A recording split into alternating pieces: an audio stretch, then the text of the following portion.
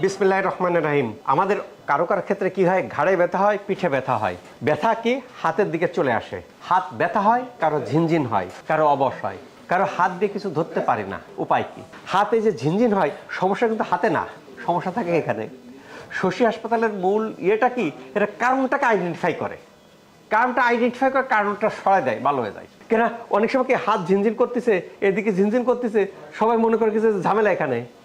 শশী হাসপাতাল করেছে না, ঝামেলা এখানে না রে ভাই, ঝামেলা ঘাড়ে, এখানে মেরুদণ্ড। মেরুদণ্ড কি হয়, জেলি বেরিয়ে রগের উপর চাপ দেয়, যে রগটা এই বরাবর গেছে, চাপটা কিভাবে যাচ্ছে তার উপর ডিপেন্ড করে যে হাত ঝিনঝিন হবে, অবশ হবে না ব্যথা হবে। চাপটা একরকম দিলে ঝিনঝিন হবে, আরেক রকম দিলে ব্যথা হবে, আরেক রকম দিলে অবশ হবে। এটা আমরা অনেকেরই দেখতে চাই যে বাচ্চারা কোলে করা যায় না, রান্না করা যায় না, অসুবিধা হয়। একে বলে কার্পেল টানেল সিনড্রোম, মেডিকেলের টার্ম, আমরা সংক্ষেপে সিটিএস বলি। দেখি আজকে আমাদের পেশেন্টের কি, আপনার কি সমস্যা ছিল, কি সমস্যা নিয়ে এখানে আসছেন? স্যার আমি এক বন্ধু বান্ধবের সাথে একটু আঘাত লাগছিল কাঁধে, লাগার পর ঘাড়ে ব্যথা পাই। তারপর থেকে দীর্ঘ সময় খাওয়ার পর ভালো হয় না, এমআরআই করি, সব নর্মাল ছিল।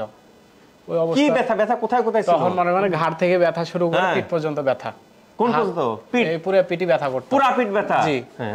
আর এই হাত ঝিঁঝি করতো। কোন হাত ঝিনঝিন করতো? এই দুই হাতই স্যার। দুই হাতে ঝিনঝিন করতো? জি। এখানে কয়দিন ট্রিটমেন্ট নিলেন? এখানে স্যার 7 দিন।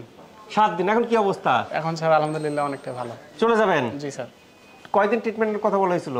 1 মাস স্যার। 1 মাস।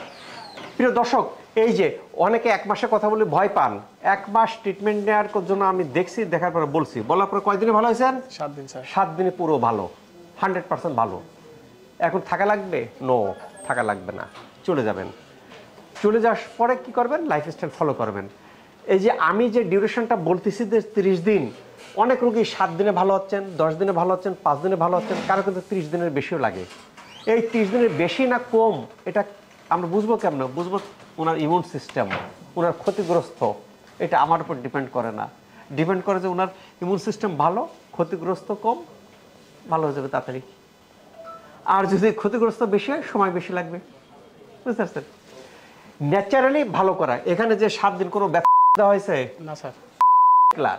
কিছু কিছু রোগী ছাড়া ভালো হয়, যে রোগ লাগে আমরা অন্য জায়গায় রেফার করি, যে রোগ লাগে না সেই রোগের ট্রিটমেন্ট আমরা দিই, ভালো হয়ে যাচ্ছে।